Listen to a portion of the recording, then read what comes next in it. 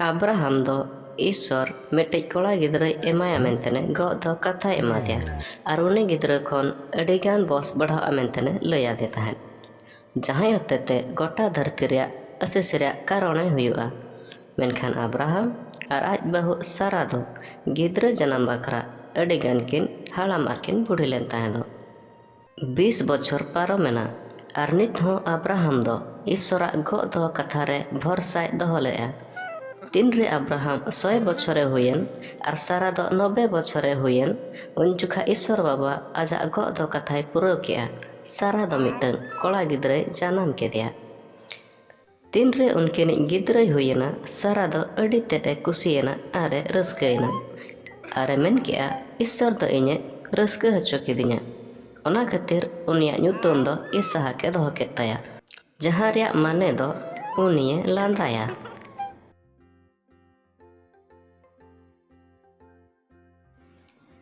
तीन रे इसहाक दो हुडिंग गिद्रे तहेकान उन जुखा ईश्वर दो अब्राहमे मेता दिया आमे गिद्रे दो मोरिया बुरु इदी कतेन दाणे में और नौकाते ईश्वर दो अब्राहमे बिडवे कान तहेन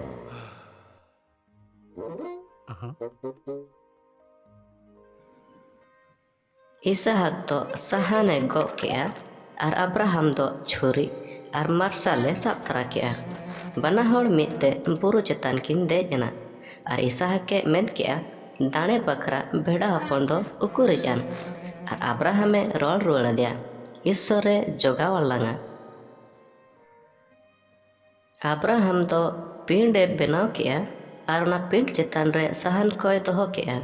और इसहाक के गितिज किया और इसहाक के दाणे लगी छुरी साब किया और इन अक्तो रे मिट्टी शर्मा दूत ᱧᱩᱛᱩᱢ ᱧᱩᱢ ᱟᱛᱮᱫ ᱮ ᱦᱚᱦᱚᱣᱟᱫᱮᱭᱟ अब्राहम कोड़ा गिद्रे दो आलम दाणेया ईश्वरे बड़ाई किया आज दम बतोराय कना मेंतेन अंते झबुआ सेन कोयग में मिट्टी भेड़ा दरेंग रे अड़झव कना उनीगे नुई बदल दो दाणे में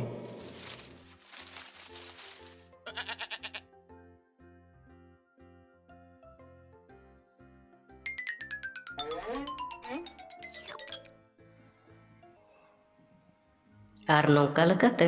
अब्राहम दो आज गिद्रे बदल भेड़ाए दाणे के दिया